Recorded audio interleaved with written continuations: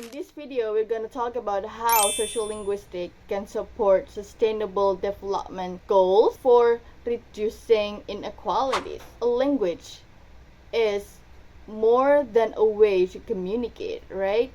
Language is reflection of who we are, where we come from, and how we communicate with the world. For example, I am Surabayan, right? And of course, I have Japanese accent, and then I want to go to Jakarta. When I'm in Jakarta, I am talking in Indonesian language, right? People in there are talking with Indonesian language.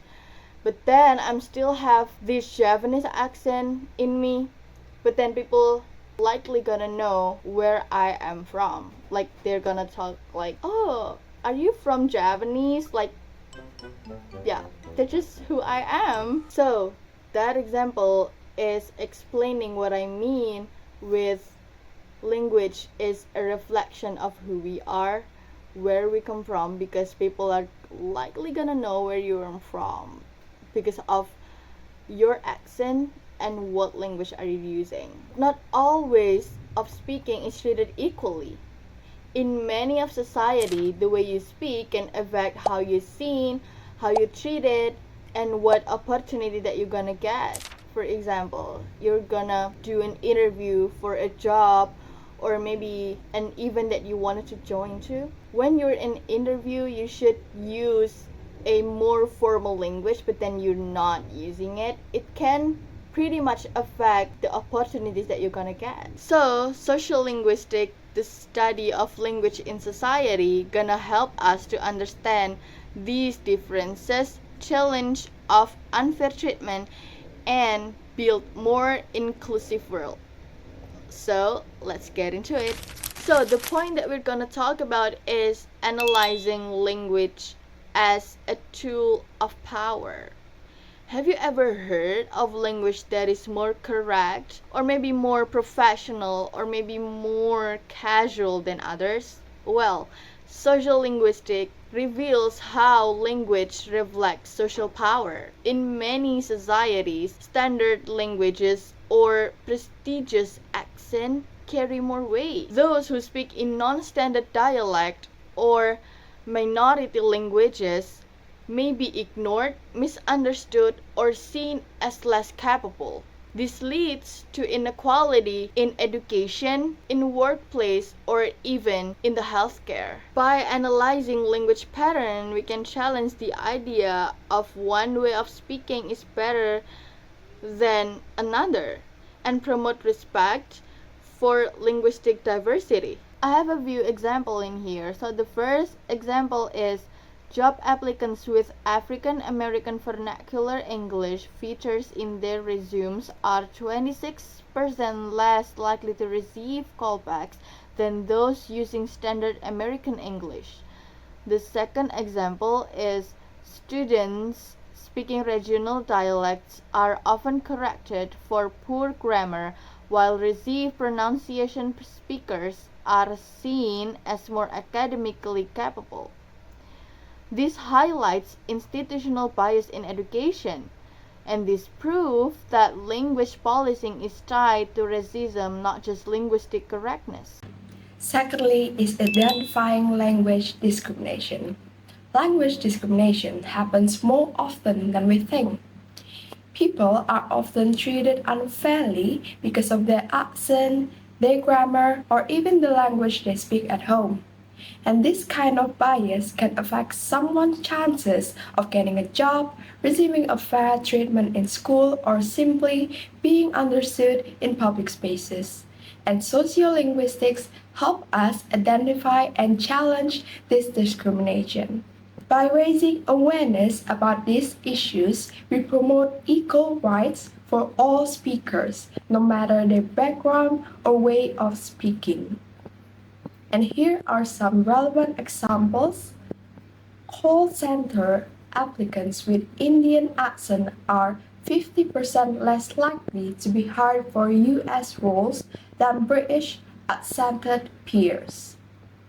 And for the healthcare field, Spanish-speaking patients in US emergency room are 30% more likely to be misdiagnosed due to language barriers. From the language attitudes and hiring discrimination, experimental studies showing identical job applicants with foreign accent receive lower hireability ratings, and this confirms that accent bias in employment. From the prejudice toward no-native accent in multilingual Canada stated that even in diverse Canada, Mandarin accented speakers were rated as less competent than French accented peers, and this shows that bias persists in inclusive societies. And third is raising language awareness. So, how do we make society more inclusive? It starts with raising awareness. Sociolinguistics teach us to value language diversity instead of fearing or mocking it. When people understand that all languages and dialects are meaningful and rule governed, they become more respectful and open-minded. And this shift in mindset helps reduce bias and support inclusion across cultures and communities. And here are some relevant examples. In media, the BBC's inclusion of Scottish Gaelic in programming reduced stigma and boosted learner enrollment by 20%. BBC Alba 2021. And in schools, Auckland's 2019 policy recognizing AAVE as a valid dialect improved by Black students reading scores by 50%. From linguistic justice, Black language, literacy, identity, and pedagogy, teaching AAVE as a legitimate dialect increased Black student engagement and literacy outcomes. This challenges standard English-only policies in schools. From attitude toward multicultural London English, youth view MLE as identify affirming, but teachers dismiss it as unprofessional, reveals generational divides in language acceptance. So, move on to the last point that I am going to explain right now. So, the point is developing effective communication strategy. Oh, we are so grateful that we have sociolinguistic in our life. Why? Because by sociolinguistic, it can create more inclusive system for our life that everyone can be included, each person human in the world can be included, and it aligns with the goals of SDGs 10, which is to reduce inequalities. So what strategy that we are going to use? The strategy is to use plain language in a place or in a condition that there is a possibility everyone all around the world gathered and connected. And what does it even mean? Where these strategies can be applied? Well, it means that we can use words that simple, easy to understand and clear so that people from all the background, all the ethnicity, and all the education level can understand the message easier. So these strategies can be applied in school, in media TV, in healthcare or hospitality, and in public services, of course. These strategies can be helpful for all the people that has the different background, different ethnicity, and different education level. It has the role to be an equal media so that people can has the access to information and opportunities no matter what their language background. For the example I have here, I have Canada government in 2018. They made a law called the Plain Language Act.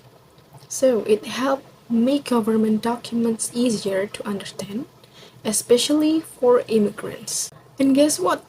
it helped a lot. The confusion about the tax went down by 35%. It means that these people easy to understand about the information they got from the government policies. And now let's talk about the hospital. When hospital use trained interpreters for patients who don't speak English well, they made 40% fewer mistakes in treatment. That means better care and safer treatment for the patient. So, in both government and healthcare, clear language helps people and it makes things safer, easier, and more fair for everyone.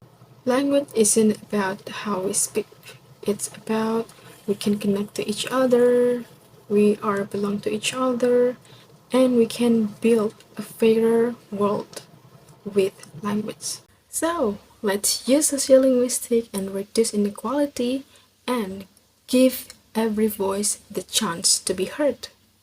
Thank you.